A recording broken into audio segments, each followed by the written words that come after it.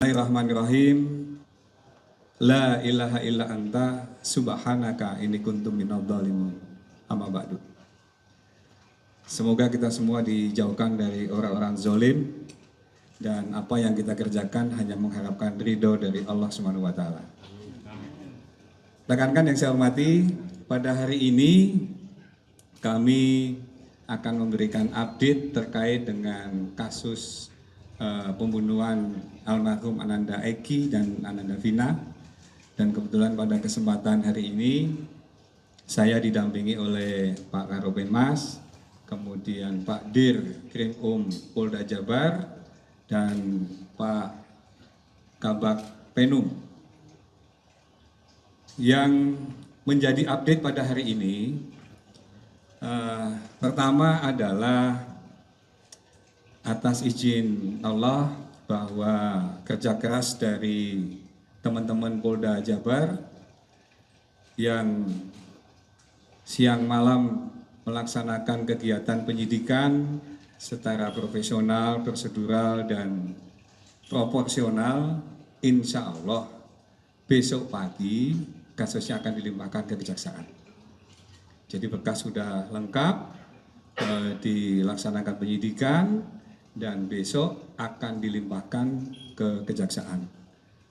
Dan saksi yang diperiksa untuk tersangka kasus Peggy alias Peron sebanyak 70 orang, dan di antaranya ada 18 saksi yang memberatkan tersangka Peggy, dan yang lainnya ada saksi yang meringankan, dan ada juga saksi ahli, baik itu terkait dengan ahli pidana, ahli forensik, ahli psikologi, maupun ahli IT yang membantu penyidik untuk bisa mengungkap kasus ini secara proporsional dan menggunakan scientific investigation guna membuat terang tindak pidana ini dengan sejelas-jelasnya supaya kasus ini segera bisa kita lanjutkan sesuai dengan tersangka-tersangka lainnya. Sebagai informasi awal kepada teman-teman sekalian, bahwa kasus ini bukan kasus baru. Kasus ini sudah berproses cukup panjang. Baik itu tingkat awal, yaitu di tahun 2016, kasus ditangani oleh Polres. Namun karena TKP-nya ada 2 tempat, yaitu TKP penemuan laka lantasnya yang diduga korban laka lantas, dan ada TKP terjadinya penganiayaan, itu ada di Polres Bogor, Polres Cirebon Kota maupun Polres Cirebon Kabupaten, sehingga kasus itu dilimpahkan ke Polda Jabar pada waktu itu untuk penanganannya biar lebih komprehensif. Dan dari kasus ini telah diperiksa oleh kejaksaan. Jadi sekali lagi, bukan kasus ini ujuk-ujuk kepolisian menyidik kasus ini, bukan, tetapi sudah diproses melalui tata cara sesuai dengan hukum yang berlaku di Republik Indonesia, yaitu berkas sudah dilimpahkan ke kejaksaan, kemudian berkas juga sudah diteliti oleh tim dari kejaksaan dengan seksama, sehingga berkas dinyatakan lengkap dan dilimpahkan ke pengadilan untuk dilaksanakan persidangan. Persidangan awal di Pengadilan Negeri Cirebon dinyatakan para tersangka bersalah. Semua keterangan disampaikan di pengadilan dan diuji di pengadilan, sehingga hakim berkeyakinan para tersangka adalah pelaku dari kejadian tersebut. Dan kejadian ini adalah kejadian pembunuhan yang cukup sadis. Bahkan bisa dibilang sangat sadis, di mana korban almarhum Ananda Eki dan Ananda Vina mendapatkan perlakuan yang sangat kejam. Kalau bisa kita ungkap sedikit dari hasil visum, di mana lukanya cukup parah, lehernya patah, mohon maaf, ada rahang atas, rahang bawah juga patah, ada luka terbuka akibat senjata tajam dimungkinkan di sana, akibat benda tumpul juga ada, sehingga korban untuk tersangka, almarhum Eki sudah ditemukan di TKP dalam keadaan meninggal dunia, dan pada waktu itu untuk korban Ananda Vina masih dalam keadaan hidup sehingga segera dilarikan ke rumah sakit. Setelah berproses ternyata pengacara atau keluarga para pelaku mengajukan banding di Pengadilan Tinggi Cirebon dan putusannya menguatkan untuk pelaku adalah memenuhi unsur dan dipersangkakan sebagai pelaku tindak pidana tersebut atau pelaku pembunuhan tersebut. Dan tidak hanya di situ, kebetulan para pelaku ataupun para pengacara dan keluarganya juga mengajukan banding kembali di tingkat kasasi, dan putusannya menguatkan putusan Pengadilan Negeri bahwa pelaku memang layak sebagai tersangka ataupun sebagai pelaku pembunuhan tersebut.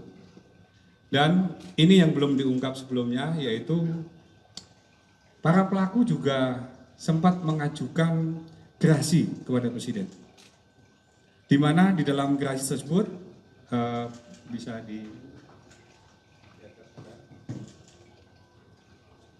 gerasi tersebut disampaikan oleh para terpidana pada waktu itu. Jadi diajukan pada tanggal 24 Juni 2019. Di mana di dalam pengajuan tersebut terpidana membuat pernyataan sebagai persyaratan untuk mengajukan gerasi. Salah satunya sebagai masukan buat teman-teman sekalian, ada 7 pelaku yang saat itu mengajukan gerasi dan pernyataannya sudah dibuat oleh mereka dan diterangkan secara lengkap. Sebagai persyaratan, salah satunya adalah mereka membuat pernyataan seperti ini. Saya bacakan. Saya menyadari sepenuhnya perbuatan saya salah dan menyesali akibat perbuatan saya yang menyebabkan penderitaan bagi keluarga korban maupun keluarga saya sendiri. Pernyataan ini dibuat secara sadar tanpa intimidasi dari siapapun karena sudah menjadi terpidana. Kemudian diajukan kepada Presiden, dan putusan dari gerasi tersebut dibuat dengan nomor 14G tahun 2020 tentang penolakan permohonan gerasi. Berarti permohonan dari para pelaku ditolak oleh Presiden dengan putusan gerasi tersebut. Sebagai ilustrasi kepada teman-teman sekalian bahwa kerja keras dari teman-teman penyidik Polda Jabar untuk bisa mengungkap kasus ini dengan terang benderang dan secara transparan dan terbuka buat kita semua, bukan hanya dilaksanakan sendiri oleh penyidik, tetapi penyidik juga mendapatkan asistensi dan pengawasan dari Barreskrim Polri, dari Itwasum Polri, maupun dari Propam Polri. Dan tidak hanya sampai di situ, dari pihak eksternal juga melaksanakan asistensi, baik itu dilaksanakan oleh Kompolnas maupun dari Komnas HAM yang telah datang ke Polda Jabar dan sempat berkomunikasi dengan penyidik untuk melihat bagaimana pelaksanaan penyidikan yang sudah dikerjakan oleh penyidik. Jadi dengan tertangkapnya pelaku Peggy Setiawan alias Peron itu semakin memperjelas bahwa apa yang dikerjakan oleh penyidik selama ini dengan kehati-hatiannya, tidak ingin ada kesalahan ataupun bukan karena ada kepentingan tertentu, semata-mata ingin membuat terang tindak pidana ini dengan perjuangan yang cukup berat karena kasusnya sudah sangat lama dan mengumpulkan buktinya dengan sangat luar biasa. Karena Peggy ini bukan gampang ditangkap karena dia langsung menyerah diri, tidak, tetapi sudah berpindah tempat, kemudian sempat diperkenalkan oleh ayahnya sendiri menyampaikan bahwa namanya adalah Robi Irawan kepada ibu kos maupun kepada ibu dirinya sebagai gambaran bahwa dia sudah mencoba untuk membuat identitas yang lainnya. Sekarang baru diakui bahwa itu adalah anak saya yang namanya Peggy. Padahal ketika awal kepada ibu kos, di mana bapaknya ada di sana, tetapi dia menyampaikannya itu sebagai keponakan dengan nama seperti itu. Itu bagian dari kesulitan-kesulitan yang ada di lapangan. Namun alhamdulillah atas izin Gusti Allah semuanya bisa kita ungkap pelan, pasti, tetapi itu semua menjadikan terang tidak benar tersebut. Dan untuk pengungkapan tersebut bukan hanya karena pemeriksaan saksi-saksi saja, tetapi juga didukung dengan pemeriksaan ahli. Baik itu tadi saya sampaikan ada ahli pidana, ada ahli forensik, ada ahli psikologi, dan ahli IT yang memperkuat semua tindak pidana yang dilakukan oleh tersangka Peggy alias Peron. Dan sebagai informasi tambahan, selain kita mendapatkan asistensi dari internal maupun dari eksternal, kita Polda Jabar, Bapak Kapolda dengan jajarannya, termasuk Pak Dirkrim di sini, terus Kabitumas dan Itwasda di Polda Jabar juga membuka layanan hotline dengan maksud bahwa Bapak Kapolri sering menekankan kepada kita, kepada seluruh anggota Polri, bahwa Polri tidak anti kritik. Polri sangat terbuka untuk menerima masukan dan saran. Dengan membuka hotline yang dilaksanakan di Jawa Barat dengan nomor telepon, sebentar, ya nggak salah, saya bacakan.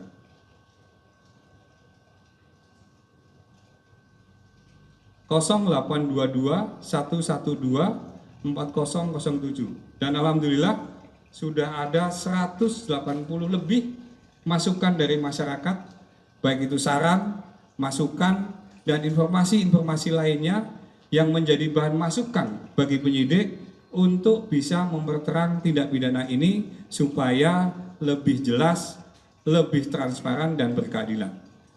Dan kita bisa mengutip apa pernyataan dari Komnas HAM ketika melaksanakan asistensi.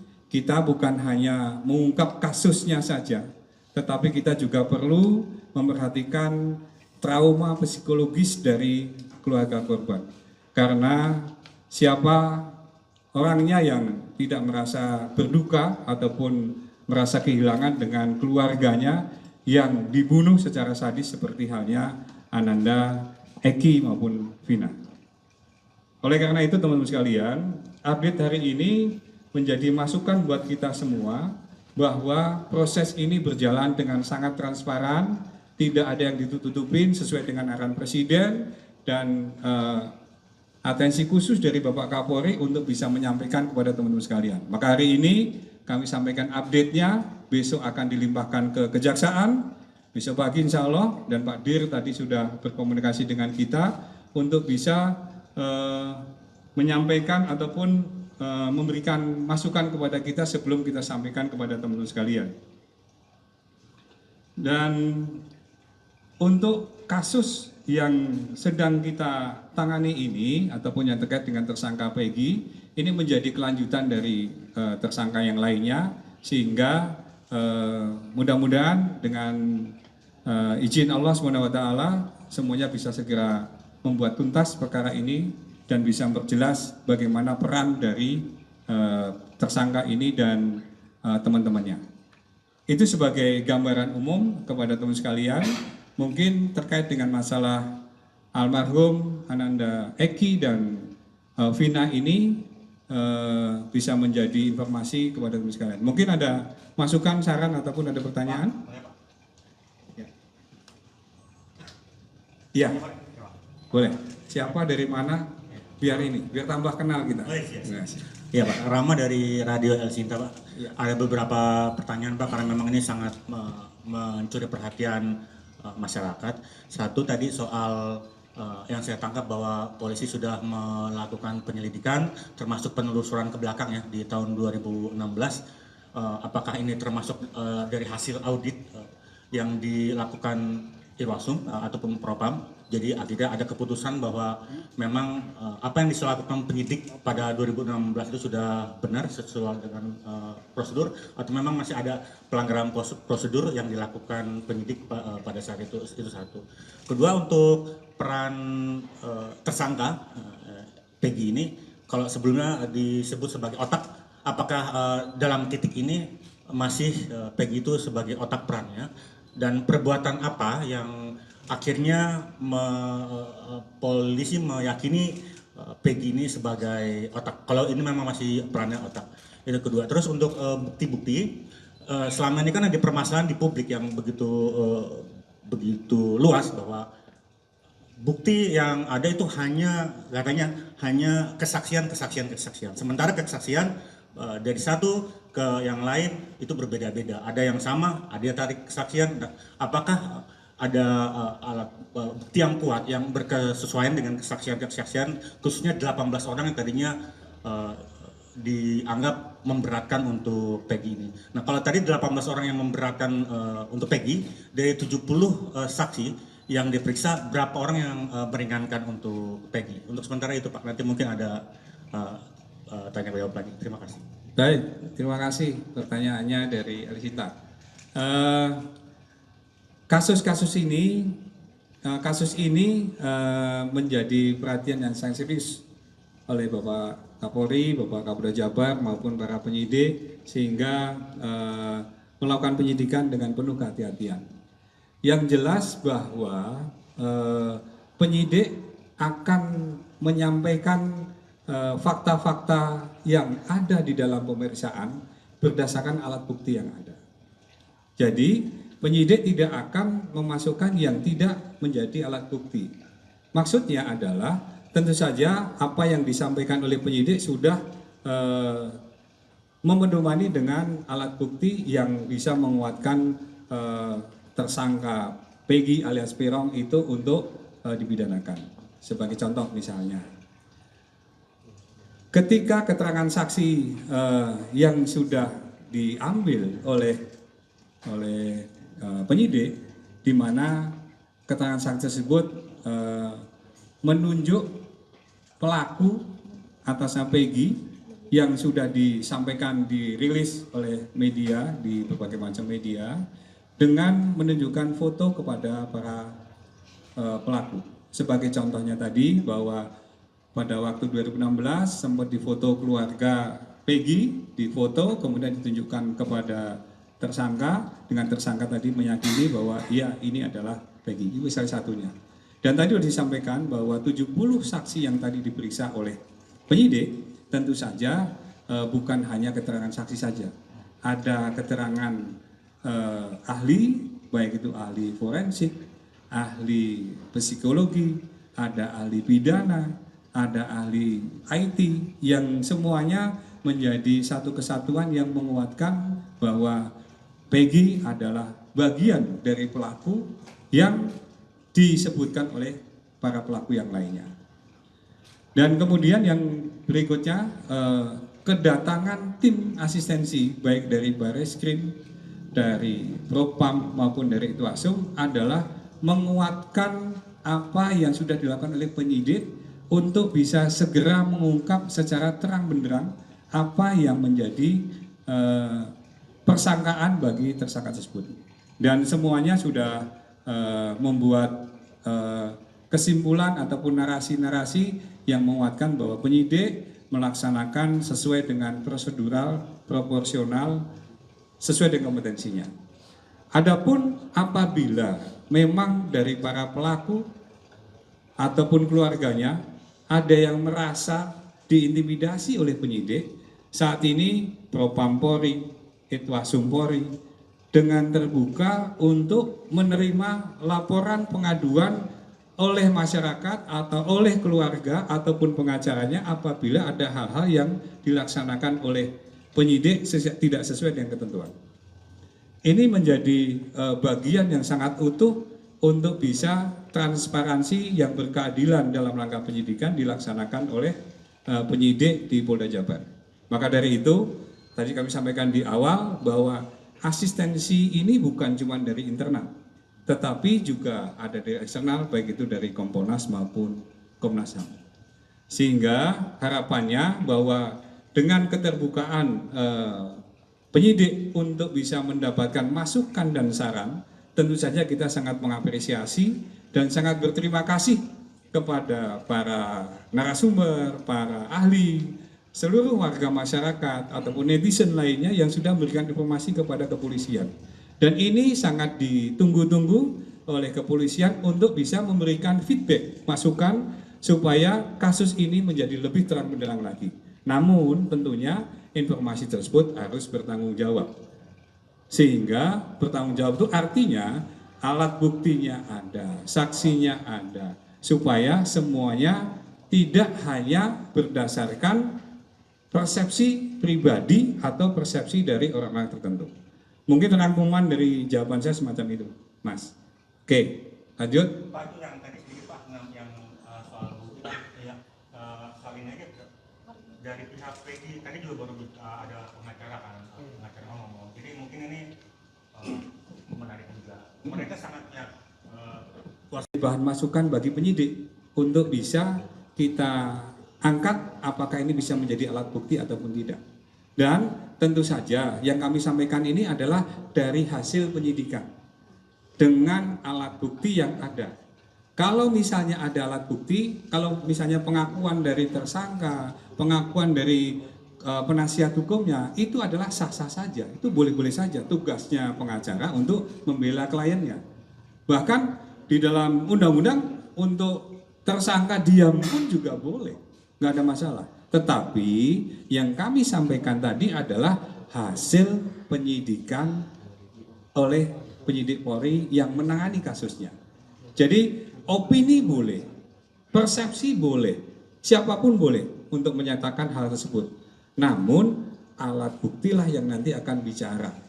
Seperti halnya saat ini kami juga sangat menghormati upaya dari pengacara PEGI yang mengajukan pra-peradilan untuk menguji kasus tersebut. Itu adalah hak dan itu konstitusional.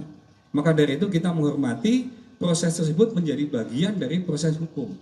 Dan itu lebih bijak daripada membuat opini seolah-olah ada hal-hal tertentu yang menjadi konsumsi publik sehingga hanya untuk mendapatkan pengakuan ataupun mendapatkan hal yang lainnya.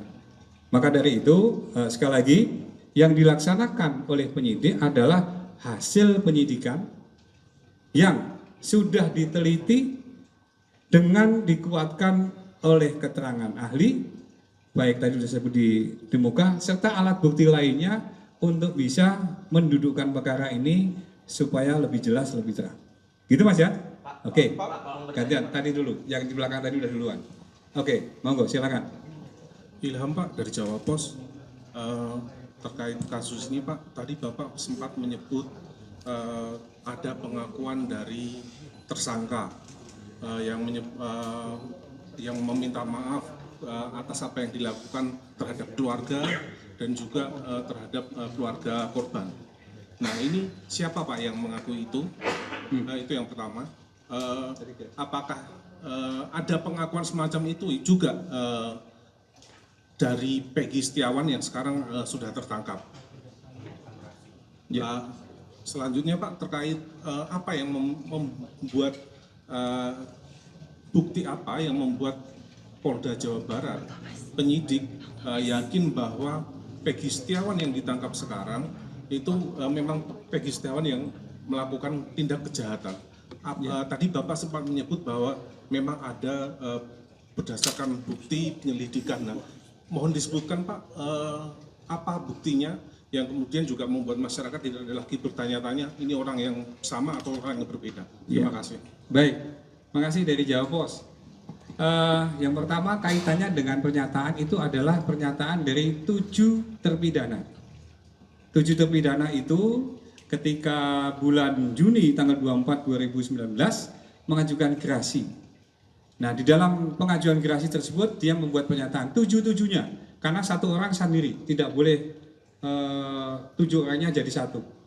Jadi setiap terpidana mengajukan pribadi dengan surat pernyataan yang ditandatanganin dengan tadi statement yang saya bacakan tadi, itu 7-7-nya menyatakan dia mengakui bahwa telah berbuat salah dan menyesali akibat perbuatannya. Nah, silahkan teman-teman menjabarkan sendiri dengan adanya apa yang sudah dilakukan oleh 7 terpidana tadi. Jadi kita tidak usah berandai-andai, kita tidak usah menyampaikan berdasarkan persepsi siapa atau persepsi orang atau bagaimana, tetapi ini adalah pernyataan pribadi yang ditandatangani oleh mereka semua. Dan ini saya ambil atau saya dapatkan dari hasil putusan Presiden. Dari gerasi tersebut terus dilampirkan ada persyaratan-persyaratannya sehingga kita mendapatkan ini juga menjadi salah satu bukti dari penyidik untuk bisa mendapatkan informasi secara utuh. Bukan katanya, tetapi ini loh faktanya. Kemudian untuk bukti-bukti lainnya sebenarnya ingin sekali saya sampaikan kepada teman sekalian, tetapi itu juga menjadi konsumsi dari penyidikan yang nanti akan disampaikan di pengadilan. Namun yang pasti bahwa bukan hanya penyidik tidak hanya mengejar pengakuan, tetapi penyidik juga melengkapi dengan informasi ataupun fakta-fakta ataupun alat bukti lainnya, sehingga tadi saya sampaikan kita melibatkan ada ahli forensik maupun ahli IT yang mengangkat dokumen-dokumen ataupun yang lainnya untuk menjadi alat bukti yang menguatkan bahwa pelaku Peggy adalah bagian dari pelaku yang melakukan pembunuhan sadis terhadap Ananda Eki maupun Ananda Vina. Sekali lagi bahwa kita perlu berempati kepada korban dan kita buktikan kepada masyarakat untuk kita kawal sama-sama. Jangan sampai kasus ini menyimpang dari arahnya ataupun tersangka-tersangkanya menjadi lepas gara-gara ada oknum-oknum tertentu yang mau membela ataupun mau mengkondisikan sehingga kasus ini tidak menjadi terang benderang. Keterbukaan kepolisian ini dimaksudkan untuk memberikan rasa keadilan kepada pihak korban terhadap kasus tersebut supaya bisa segera diajukan dan dinilai oleh pengadilan, dinilai oleh hakim. Seperti halnya yang sudah dilaksanakan oleh ke-7 tersangka lainnya. Jadi sekali lagi teman-teman sekalian, saya sangat berterima kasih atas masukan dan saran tadi untuk bisa membuka alat bukti lainnya. Tetapi ada konsumsi penyidikan yang tidak semuanya bisa kami sampaikan. Tetapi kami sampaikan tadi, contohnya misalnya, kalau untuk masalah siapa yang mengajukan pernyataan tersebut dan siapa saja diajukan oleh ke-7-7-nya, dibuat pernyataan oleh mereka. Kalau masalah kenapa kok Peggy itu yang jadi tersangka, bukan Peggy itu, ya memang itu pelakunya. Kenapa Peggy itu yang menjadi pelakunya? Karena awalnya misalnya sebagai tanda awal, kalau memang tidak ada masalah, kenapa Peggy ketika dikenalkan ke ibu kos yang di Bandung dengan nama Robi? Buat apa? Logikanya aja. Kenapa mengenal anaknya dengan nama yang lain?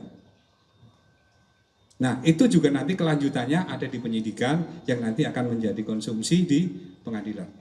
Pak Kadif. Oke. Ya, sebelah kiri. Pertanyaan kedua belum dijawab, Pak. Oh. Soal Peggy Setiawan yang apakah sudah mengaku juga atau masih tetap mengaku tidak bersalah? Iya. Dari tadi aturan hukum dan undang-undang mengizinkan tersangka untuk tidak ngomong, nggak ngaku, ataupun dia diam, itu boleh. Maka dari itu tadi yang menyampaikan tadi adalah yang 7 terpidana. Untuk yang lainnya, apabila dia tidak mengaku, itu menjadi kewajiban penyidik untuk membuktikannya.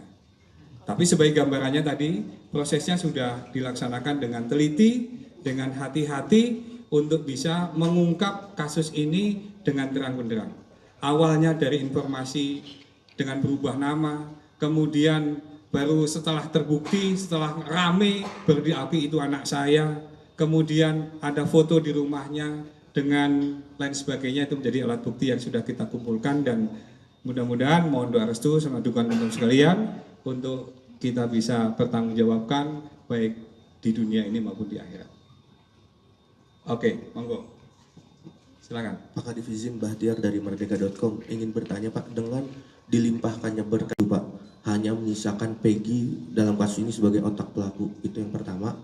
Dan yang keduanya terkait dengan ini kan yang bikin bias itu kan banyaknya keterangan-keterangan seperti dari yang tersangka Sakal itu yang bilang nggak kenal Peggy dan lain sebagainya. Apakah mereka ini akan kembali diproses terkait keterangan palsu atau tidak? Itu yang kedua.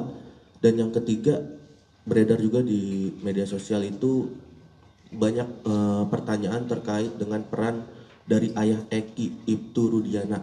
Nah, apakah dari Propam baik dari Polda Jabar atau dari Mabes Polri sudah meriksa yang bersangkutan dan mungkin apa hasilnya gitu? Apakah ada pelanggaran dalam proses penyelidikan di 2016-nya atau seperti apa? Terima kasih. Baik, terima kasih. Yang pertama terkait dengan masalah DPO. Kami pada waktu yang lalu telah menyampaikan kepada teman sekalian bahwa DPO sangat terbuka luas apabila memang ada informasi, ada alat bukti yang menguatkan kepada orang-orang yang disebutkan dalam DPO sesuai dengan ketetapan pengadilan. Dan polisi tadi sudah membuka hotline seluas-luasnya apabila memang ada yang bisa menguatkan tersebut. Karena dari hasil berita acara yang didalami lebih lanjut kepada para pelaku, mereka tidak menyatakan tentang yang dua hal tadi, dua DPO tadi.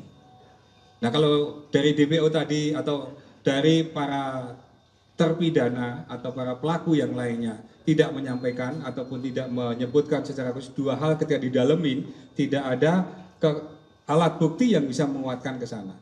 Tapi waktu yang lalu sudah kami sampaikan, apabila ada alat bukti yang bisa menguatkan nama-nama yang menjadi DPO tadi, polisi sangat berterima kasih untuk bisa kita ungkap sama-sama menjadi terang-terang. Namun kalau memang orangnya tidak ada atau orangnya fiktif misalnya, tentu saja itu juga akan kita berikan kepastian. Itu sebagai jawaban yang pertama. Yang kedua, masalah keterangan dari Ananda Sakatatal, karena pada waktu itu dia masih di bawah umur, tentu saja dia bagian dari tersangka. Dia memberikan keterangan yang sebenar-benarnya itu juga akan membantu dia. Dia menolak memberikan keterangan juga boleh. Dia diam juga boleh. Tadi seperti tadi yang ditanyakan oleh teman kita di Jawa Pos bahwa itu adalah hak dari tersangka. Namun ada satu hal yang perlu kami sampaikan. Sebenarnya saya tidak mau memberikan foto-foto ini.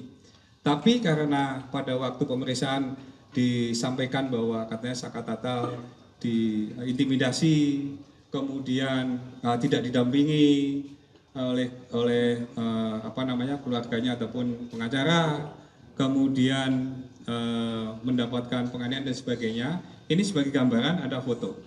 Ini adalah foto Sakatatal ketika diperiksa tahun 2016. Dan dibilang bahwa katanya yang memeriksa adalah Rudianta atau ayahnya Eki. Ini diperiksa oleh penyidik Polres Kota Cirebon.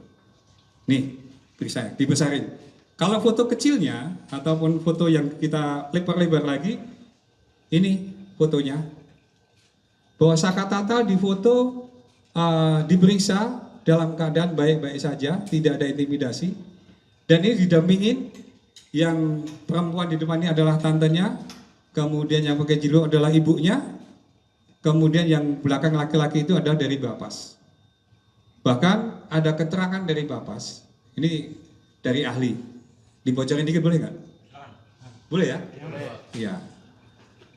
Dari keterangan dari Bapas menyampaikan bahwa Sakatatal cenderung berbohong ketika dimintain keterangan. Jadi keterangannya berubah-ubah. Ini dari keterangan Bapas. Jadi itu bagian sedikit informasi bahwa yang disampaikan bahwa seperti hanya mendapat intimidasi dan lain sebagainya, ini bukti bahwa penyidik berhati-hati secara profesional ketika melaksanakan pemeriksaan. Ini bagian dari keterbukaan. Itu mungkin masukannya. Oke. Sebentar. 2016 yang tadi bilang cenderung berbohong pada yang pemeriksaan di 2016. Iya. Jadi pemeriksaan awal. Sekarang perempuan harus diwakili, jangan laki-laki semua. Gantian. Ya? Yang Propam apakah Ibtu Rudiana itu Pak yang soal Ibtu Rudiana apakah biar jelas aja gitu Pak, apakah dia pada saat proses penyelidikan dulu ada pelanggaran atau enggak sih Pak? Soal Iya, itu.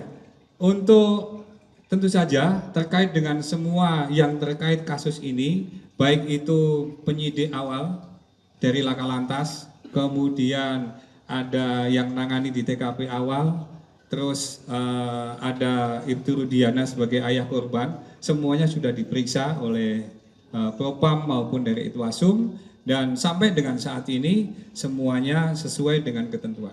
Oleh karena itu, rumor yang berkembang di luar atau mungkin pendapat atau persepsi boleh, tetapi yang jelas bahwa sekali lagi penyidik melaksanakan pemeriksaan berdasarkan alat bukti yang didapatkan, baik itu keterangan saksi ataupun alat bukti yang lainnya. Sekarang mewakili kaum hawa, jangan sampai nanti kita kena pasal karena tidak memperhatikan para wanita untuk bertanya. Monggo, Mbak, silakan. Peggy ini diduga menyembunyikan anaknya atau masih dalam pendalaman, Pak ya? Makasih. Pinter kali wartawan ini ya. Ya, kita tadi mau fokus dulu untuk masalah kasus Ananda Eki dan Vina.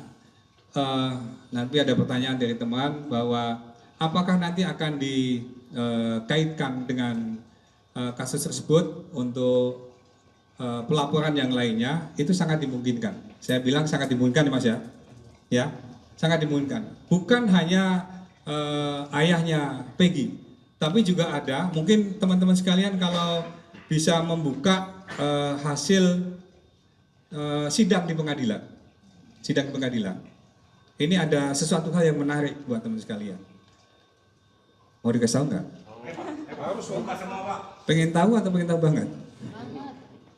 Ya, di dalam fakta pengadilan itu ada saksi yang didatangin oleh pengacara para pelaku beserta orang tua para pelaku yang minta agar tidak memberikan keterangan sesuai dengan faktanya. Bahkan, mohon maaf, itu diiming-imingi sejumlah uang untuk bisa tidak memberikan keterangan sesuai dengan apa yang dia tahu, apa yang dia lihat, dan apa yang diketahui. Jadi, tadi pertanyaan dari Mas, sangat dimungkinkan nanti akan ada LP berikutnya apabila kasus ini nanti akan berlanjut. Namun, saat ini Polri sedang fokus untuk penanganan penuntasan kasus Ananda almarhum Eki maupun Ananda kasus Vina. Ini dia saya tunggu-tunggu yang perempuan. Ayo, monggo silakan. Izin Mbak Seriana dari MNC Portal mau tanya, kan kemarin pengacaranya Peggy Setiawan sempat bersurat untuk meminta gelar perkara khusus dan barusan beliau menyatakan bahwa belum direspon sama Polri. Itu bagaimana Pak? Tadi saya sampaikan tugasnya pengacara atau lawyer itu adalah bagaimana caranya untuk bisa membela kliennya dia. Minimal bisa meringankan, syukur-syukur bisa membebaskan. Kalau memang dirasa perlu untuk gelar, tentu saja kita akan masalahkan gelar. Namun sampai dengan saat ini, berkasnya sudah cukup dan sudah tadi kami sampaikan di awal bahwa besok pagi insya Allah akan kita limpahkan kejaksaan. Mohon nanti dimonitor dan mohon nanti diikuti oleh teman sekalian supaya kita juga bisa menjaga, mengawal kasus ini supaya tidak ada sakwa sangka ataupun ada dusta di antara kita, apalagi ada fitnah. Tadi ada langkah-langkah yang lainnya yang mencoba untuk menutupi penyidikan, itu adalah bagian lain nanti yang akan kita sidik. Namun yang utamanya saat ini adalah penyidik akan fokus bahwa pembunuhan sadis ini harus kita ungkap seterang-terangnya. Siapapun pelakunya harus kita tindak sesuai dengan ketentuan pelaku. Oke. Ya, terakhir Pak, buat penegasan aja ini mau nerusin pertanyaannya. Oke, sebentar kita akan dulu. Polri nggak melihat bahwa penyidikan ini ada semacam kesalahan prosedur dan semuanya ini lancar gitu berarti Pak? Gitu aja sih, minta Iya. penegasan aja. Mas Thomas ini sukanya yang tegas-tegas gitu. Ya, terima kasih masukannya Mas Thomas. Penyidik melaksanakan kegiatan penyidikan itu berdasarkan salah satunya adalah hasil keterangan. Baik itu keterangan saksi maupun keterangan tersangka. Jadi ketika penyidik menyimpulkan ada DPO, nggak ada DPO, itu berdasarkan keterangan dan berdasarkan alat bukti lainnya. Kan gitu. Nah, keterangan-keterangan itu kemudian diajukan ke pengadilan dan ditetapkan oleh pengadilan adanya 3 DPO seperti yang tadi disampaikan oleh Mas Thomas. Oleh karena itu, tugas penyidik adalah mendalami kembali DPO yang sudah ditetapkan di awal sampai dengan penetapan pengadilan. Nah, ketika pendalaman tadi sampai dengan saat ini yang terbuka lebar informasinya oleh para pelaku dan para tersangka lainnya tentang kasus tersebut, hanya Peggy Peron lah yang mendapatkan informasi lebih lengkap dan lebih utuh. Jadi, kalau seandainya tadi para pelaku tadi boleh ngomong, boleh juga diem, boleh juga mencabut laporannya sesuai dengan ketentuan undang-undang yang diizinkan ke sana. Maka dari itu penyidik melaksanakan kegiatan penyidikan tadi bukan serampangan, tetapi juga berdasarkan keterangan para saksi dan dikuatkan dengan alat bukti lainnya. Maka sampai dengan saat ini alat bukti yang sudah menguat dan bisa diangkat oleh penyidik sehingga saat ini bisa ditangkap pelakunya baru kaitan dengan Peggy Peron. Tapi untuk kaitannya dengan DPO yang lain, sesuai dengan keterangan para pelaku dan saksi yang lainnya, belum menguatkan ke arah sana. Ini jadi bukan berarti karena penyidik menetapkan DPO secara serampangan, tidak. Disebut ketika di awal, ketika di akhir kan disebut, itu juga menjadi hak dari para tersangka. Bahkan ada beberapa pelaku atau tersangka yang mencabut laporan, itu juga hak dari para tersangka. Namun bisa nanti dijadikan pedoman buat kita semua. Kalau memang nawaitunya baik, kenapa harus cabut laporan? Satu. Yang kedua, mencabut laporan tadi itu juga bisa menjadi bagian dari menghalang-halangi proses penyidikan.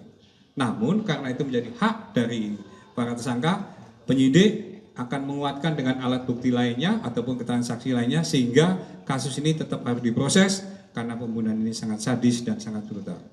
Mudah-mudahan almarhum Ananda Eki dan Vina mendapatkan tempat yang istimewa di sisi Allah SWT dan kasus ini bisa terbuka dengan lebar, dengan terang benderang, dan kami dari kepolisian mengucapkan terima kasih buat teman-teman sekalian, para pakar, para ahli, para narasumber yang sudah memberikan banyak masukan, input kepada kita sehingga kasus ini bisa berjalan dengan semestinya, dan kami juga mohon koreksi apabila ada hal-hal yang tidak sesuai dengan ketentuan, mohon kami diinformasikan ada hotline atau ada pelanggaran atau kode etik ataupun yang tidak sesuai dengan ketentuan, tolong dilaporkan kepada Propam maupun kepada Itwasum. Itu mungkin penegasan dari saya. Terima kasih teman-teman atas atensi dan